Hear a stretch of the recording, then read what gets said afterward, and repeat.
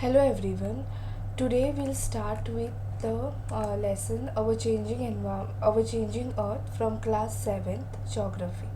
Okay. So in this chapter we'll learn about how the different changes with regards to the Earth interior take place. Okay.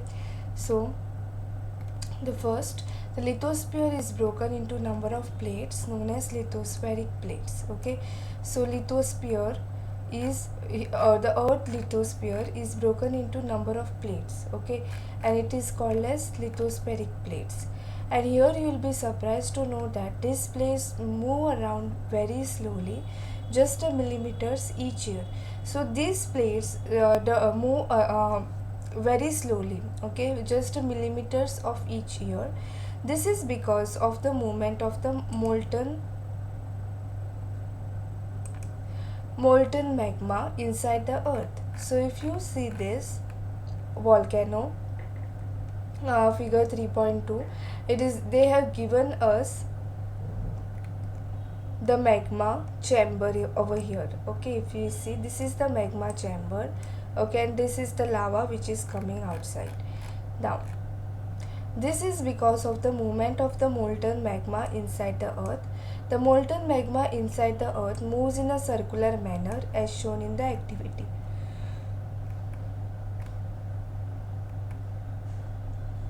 So this activity, take a small colored paper palette and put it in a beaker half filled with water. Now that we have to place that beaker on a tripod stand and heat it. So as the water will warm up, we will observe that the paper palette is moving upward, okay, with the warm layers of water, and then it is going to sink back along with the cooler layers of water. So the molten magma inside the earth moves in a similar manner. Okay, so the movement of these plates causes changes on the surface of earth. The earth movements are divided on the basis of forces which cause them. The forces this act on in the interior of the earth is called as endogenic forces. So the forces which act inside the interior of the earth is called as endogenic forces, and the forces that work on the surface of the earth, like the above the surface of the earth, is called as exogenic forces. Okay, so here earth movement they have given, it is divided into two types, that is endogenic force and exogenic force. Endogenic force is nothing but it is a sudden force or dystrophic forces. Sudden forces are earthquake, volcano, landslide. Dystrophic forces are building mountains and all. Okay. Exogenic forces are nothing but river, wind, sea waves and glaciers. This is the evolution of landforms. Then next is endogenic forces sometimes produce sudden movement. So these endogenic forces, it causes a sudden movement, okay, at the earth time inside the earth, okay, interior, and at the other times produce slow movements. Okay, now sudden movements like earthquakes, volcanoes, these cause mass destruction over the surface of the earth. Then lithospheric plates, these are the earth crust consists of several large and some small rigid irregularly shaped plates which carry continents and the ocean floor. Okay, then a volcano is a vent is the opening. Now this is the vent which is the opening in the earth crust, earth interior, through which molten material erupts suddenly. So the molten material, it comes out into gases and ash. So this part is called as crater. Okay, the mouth, the vent is the opening, from here it comes up, and when it comes from this side it is lava. Okay, this red is lava. The earth crust is shown over here in yellow part, and the last after earth crust it is mantle over here. Okay, and this is called as magma chamber. So this is how the volcanic our volcano is. Similarly, when the lithospheric plates move, so what happens when the lithospheric plates move? The surface of the earth vibrates. Okay, so the earth surface, it vibrates, and these vibrations, they can travel all around the earth. So these vibrations travel all around the earth, and these vibrations causes earthquakes. Okay, so the place in the crust where the movement start is called the focus. So this place where this sudden movement starts is called as focus. The place on the surface above the focus is called as epicenter here. If you say this, focus is where the earthquake occurs. So this place is where the earthquake occurs. Okay, it is the origin of seismic energy. Then the epicenter is nothing but it is a surface, it is a place above the focus, is called as epicenter. Then vibrations travel outward from the epicenter as wave. So this vibration, it travel outwards from epicenter as waves, and the greatest damage is usually closest to the epicenter. So greatest damage happens close to this epicenter. Okay, and the strength of the earthquake decreases away from the center. So here the strength of the earthquake, it decreases. Then next, this is the origin of the earthquake, what picture they have shown. Okay, word origin they have mentioned here. Endo means here endogenic. Endo means inside, and exo means outside. Genic is the origin. The origin is inside, endo, and origin is outside. Okay, exo. So that's why these words came, endogenic and exogenic. Okay, then we'll move to the next. Here the destruction of a building is shown by the movement of earthquake. Okay, so although earthquakes cannot be predicted, the impact can certainly be minimized if we are prepared beforehand. Some common earthquake prediction methods adopted locally by people include studying animal behavior. So with the behavior of the animal, we come to know that okay, some uncertainties is going to happen. Fish in the pond get agitated, snakes come to the surface. Okay, these are the movement of the animal. Like from this movement we should understand. Here earthquake, a case study is given. Earthquake hits Bhuj. A massive earthquake measuring 6.9 on Richter scale hit Bhuj town on 26 January 2001.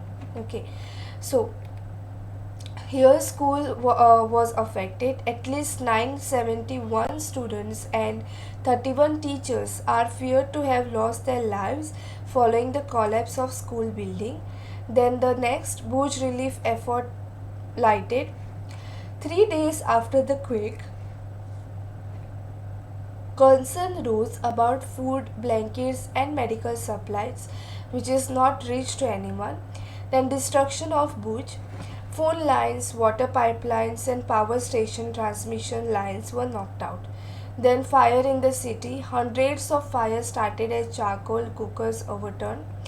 Then emergency declared in quake zone. The president declares a state of emergency.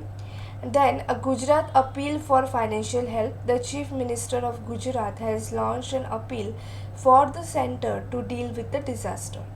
So, how we measure the earthquake? A earthquake is measured with a machine called as seismograph. Okay, the magnitude of the earthquake is measured on the Richter scale. So the magnitude, like here we came to know that measuring 6.9 on Richter scale. So magnitude of the earth, how long it was, it is measured on Richter scale. Then an earthquake of 2.0 or less can be felt only a little. So an earthquake of 5.0 can cause damage from things falling. A 6.0 or higher magnitude is considered very strong, and 7.0 is classified as major earthquake. Then earthquake, like how we should be prepared, like when the earthquake occurs, safe spot we have to find out. Under a kitchen counter, or you should go under a table or a desk. Okay, or against an inside corner or a wall. Then you should stay away from fireplaces, areas around chimneys, and windows that shatter, including mirrors and picture frames. Then be prepared. You should be always aware about all such things, and you should spread awareness amongst your friends and family members and face any disaster confidently. Yes, the next is major landforms. The landscape is being continuously worn away by two processes, weathering and erosion. So, weathering is nothing but it is the breaking up of the rocks on the earth's surface. Erosion is wearing away of the landscape by different agents like water, wind, and ice. The eroded material is carried away or transported by water and wind and eventually deposited, and this process of erosion and deposition create different landforms on the surface of the earth. Then work of a river. The running water in the river erodes the landscape. Okay, it erodes the landscape because it takes away everything. No, when the river tumbles at steep angle over very hard rocks or down a steep valley side, it forms a waterfall. So when it angles over a very hard rock, here we can see, or it steeps down a valley, it forms a waterfall over here. Softer rock undercut by the power of water. Then here we can see the picture of the Niagara Falls. There are thousands of small waterfalls in the world. The highest waterfall is Angel Falls of Venezuela in South America. The other waterfalls are Niagara Falls, located on the border between Canada and USA in North America, and Victoria Falls on the borders of Zambia and Zimbabwe in Africa. Then, as the river enters the plain, it twists and turns, forming large bands known as meanders. So, when the river it enters the plain, it is going to twist and turn, and it forms a meander. Okay, here the picture is shown. So, due to continuous erosion and deposition along the side, so here the continuous erosion and deposition happens, and the ends of the meander loop come closer and closer. Okay, and due course of time, the meander loop cuts off from the river and forms a cut-off lake, and this is called as oxbow lake. Okay, and this happens because of the deposition of deposition. Okay, so and this get cut off and it forms a separate lake which is called as oxbow lake over here. At times the river overflows its bank. This leads to the flooding of the neighboring areas. As it floods, it deposits layer of fine soil. So here as it floods, it is going to deposit a layer of fine soil and other material called sediments along its bank. Now this leads to the formation of flat fertile floodplain. The raised banks are called levees over here. Okay, this. As the river approaches the sea, the speed of the flowing water decreases and the river begins to break up into a number of streams. Okay, and this is called as distributaries here. So when the main river it splits and it starts to flow into number of streams, it is called as distributary. The river becomes so slow that it begins to deposit its load, and each depository forms its own mouth over here. So here in this picture 3.6 we can see the distributaries. Okay, each distributary forms its own mouth, and the collection of sediments from all the mouth, this collection is called as delta. So whatever the collection is there, it is called as delta. Okay, then we'll move to the next part, work of sea waves. The erosion and deposition of the sea waves gives rise to coastal landform. Sea waves continuously strike at the rocks. So sea waves it strikes on the rock and it cracks and cracks develop, right? So over a time they become larger and wider, and thus hollow like caves are formed on the rocks. They are called as sea caves. So these are called as sea caves here. If we see this picture, this is because of the sea waves which continuously strikes on the rock. As these cavities become bigger and bigger, only the roof of the caves remain, thus forming a sea arc. So as this happens again and again, it forms a sea arc. Further, erosion breaks the roof and only walls are left. These wall-like features are called as stacks. Okay, and this is called as stacks. Only the one wall is left. Okay. The steep rocky coast rising almost vertically above the sea water is called as sea cliff over here, and the sea waves deposit sediments along the shores forming beaches. Then work of ice. This is with regards to glaciers, and glaciers are rivers of ice which too erode the landscape by bulldozing soil and stones to expose the solid rock below. Glaciers carve out deep hollows there. Okay, as the ice melt, they get filled up with water and become beautiful lakes in the mountains. So the material carried by the glacier, such as rocks, big and small, sand and sleet, gets deposited, and this is called as glacier moraines. Next part is work of wind. So whenever we visit a desert, okay, that time we see a sand dunes, a lot and lots of sand dunes. So an active agent of erosion and deposition in the desert is wind. So in desert we commonly see rocks in the shape of mushrooms, commonly called as mushroom rocks. Okay, and this what happens here is wind, they erode the lower section of the rock more than the upper part. Therefore, such rocks have narrower base and wider top. When the wind blows, it lifts and transports sand from one place to another. And this hill-like structure is called as sand dunes because it get deposited, no, because of the wind blows. Then when the grain of sand are very fine and light, the wind can carry it over very long distances, and when such sand is deposited in large areas, it is called as loess.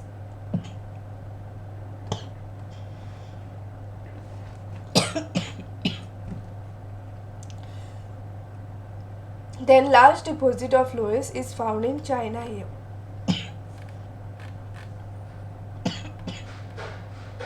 Yeah. So with this we have done with this lesson. Thank you for watching my video.